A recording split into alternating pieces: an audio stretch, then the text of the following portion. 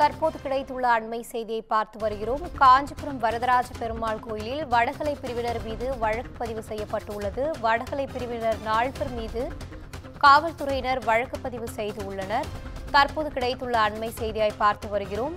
காஞ்சிபுரம் வரதராஜ பெருமாள் கோயிலில் வடகலை தென்கலை பிரிவினரிடையே நீடிக்கும் தகராறு காரணமாக காவல்துறையினர் வழக்கு பதிவு செய்துள்ளனர். கோயில் ஈஓ ராஜலட்சுமி அளித்த புகாரின் பேரில் அடிப்படையில் வடகலை பிரிவினர் 4 பேர் மீது வழக்கு பதிவு செய்துள்ளது. தற்போது கிடைத்துள்ள அண்மை செய்தியாய் பார்த்து வருகிறோம். வடகலை பிரிவினர் 4 மீது 4 பிரிவுகளின் கீழ் காவல்துறையினர் வழக்கு பதிவு செய்துள்ளனர். காஞ்சிபுரம் வரதராஜ பெருமாள் கோயிலின் வடகலை தென்கலை பிரிவினர் மீது வழக்கு பதிவு செய்யப்பட்டுள்ளது. தற்போது கிடைத்துள்ள அண்மை செய்தியாய் பார்த்து வருகிறோம். காஞ்சிபுரம் வரதராஜ பெருமாள் கோயிலில் வடகலை தென்கலை பிரிவினரிடையே நீடிக்கும் தகராறு காரணமாக அவர்கள் மீது வழக்கு பதிவு செய்யப்பட்டுள்ளது.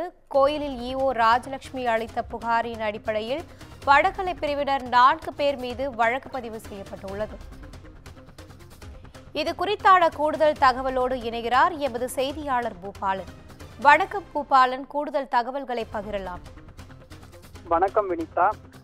வைணவ ஆச்சாரிகளின் ஒருவரான துப்புல் ஸ்ரீ வேதாந்த தேசிகருக்கு காஞ்சிபுரம் விளக்கொலி பெருமாள் கோவில் திருப்பகுதியில் தனி கோவிலானது அமைந்துள்ளது. இந்த திருக்கோவிலில் வருடாந்திர திருவிழாவானது கடந்த 1 வார காலமாக நடைபெற்று வருகிறது. இந்த திருவிழாவின் போது வேதாந்த தேசிகர் காஞ்சிபுரம் வரதராஜ பெருமாள் கோவிலுக்கு வந்து பெருமாளை வணங்கி பல்வேறு மங்களாசாசன நிகழ்வானது நேற்று முன்தினம் நடைபெற்றது.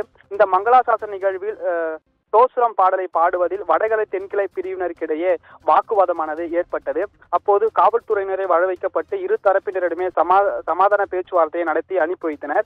பின்னை மாலை நேரத்தில் வேதாந்த தேசிகர் பல்வேறு சன்னதிக்கு, அதாவது வரதராஜ பெருமாள் கோவிலில் உள்ள பல்வேறு சன்னதிக்கு எழுந்தருளி அவருக்கு மரியாதை செய்யும் நிகழ்வானது நடைபெறும். அதே போன்று நம்மாழ்வார் சன்னதிக்கும் சென்ற போது நீதிமன்ற உத்தரவை சுட்டிக்காட்டி கோவில் நிர்வாக அறங்காவலரும் உதவி ஆணையருமான ராஜலட்சுமி நம்மாழ்வார் சன்னதிக்குள் வடகலை பிரிவினர் நுழையக்கூடாது என கூறியுள்ளார். அப்போது வடகலை பிரிவினருக்கும் ராஜலட்சுமிக்கு இடையும் வாக்குவாதமானது ஏற்பட்டது. அப்போது ராஜலட்சுமி ஒரு வடகலை பிரிவினரை சேர்ந்த ரமேஷ் என்பவரை முதுகில் அடித்ததாக வடகலை பிரிவினர் காவல்துறையினரிடம் புகார் ஒன்று அளித்திருந்தனர். அதே போன்று ராஜலட்சுமியும் தகாத வார்த்தையால் கூறுவது, அதே போன்று அரசு பணிகளை தடுப்பது போன்ற செயல்களில் வடகலை பிரிவினர் செயல்பட்டதாக வழக்கானது கொடுத்திருந்தார்.